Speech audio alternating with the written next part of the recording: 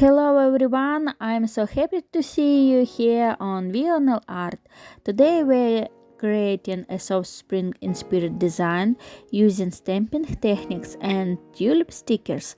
We'll try to recreate a beautiful Pinterest inspired look with a delicate romantic vibe. I show you the entire process step by step so you can easily recreate this design yourself. I hope you love the final result. Let's get started.